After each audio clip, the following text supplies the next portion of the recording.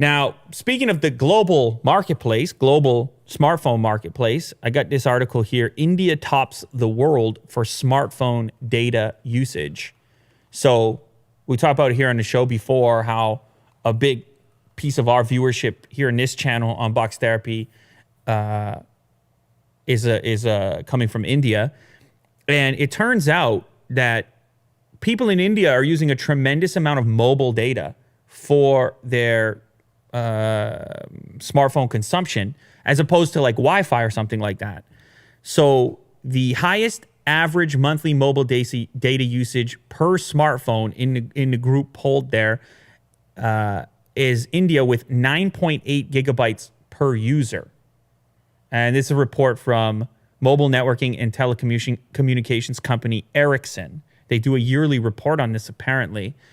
And this of course showcases how prominent the Indian market is for smartphone consumption on the smartphone front of like which smartphone they choose to buy and the various products available to them. But then also once a smartphone is in hand, the enthusiasm towards actually using it, going online, watching video, and so forth. And having been to India myself, I also recognize that the kind of more traditional network infrastructure that a North American person might have, like a Wi-Fi being available at all these various locations at home and things like this, is not necessarily something that maps identically in India. In many cases, the smartphone is the first entry point onto the web via the towers that exist, the LTE connection or edge connection. Now, surprisingly, mentioning LTE, apparently Ericsson states via this report that a lot of India doesn't even have LTE yet. And they claim that LTE will be available to more than 80% of users by 2024.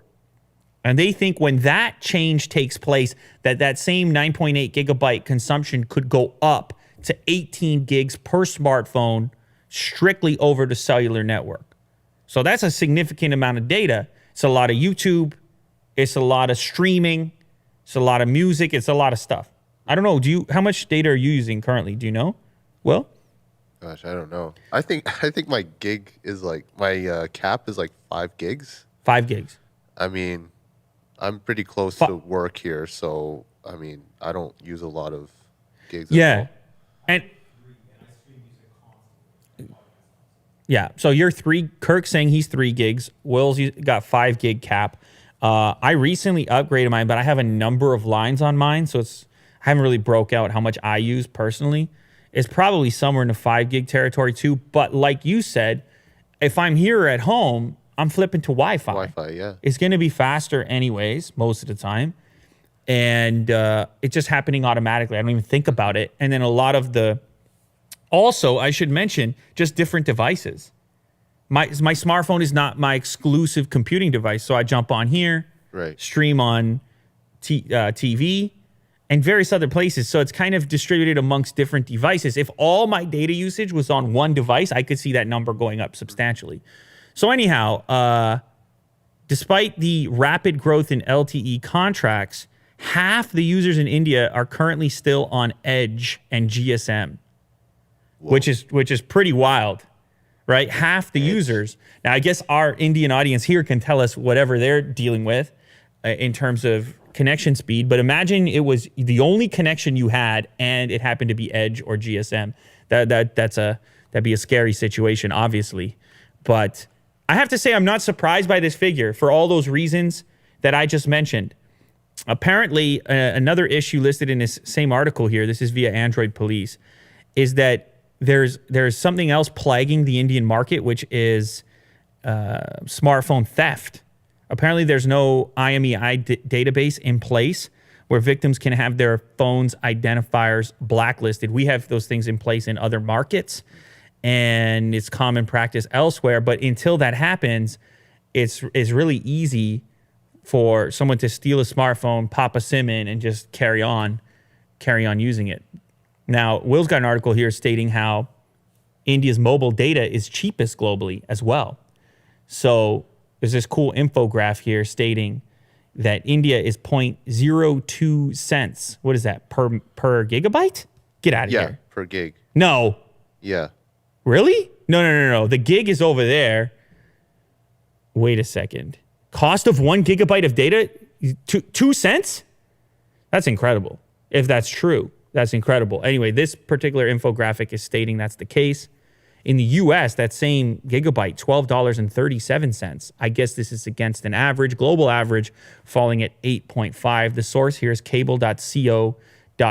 Now, of course, data prices are going to have to be adjusted for 1 gigabyte of data costs 26 cents in India. Interesting. I don't understand. There's some conflicting numbers on this particular report. It's timesofIndia.com, indiatimes.com. That's where we're reading this from. So you can check it out for yourself. But obviously, oh, I see. That's lowest cost versus average cost. So some people pay more depending on the market.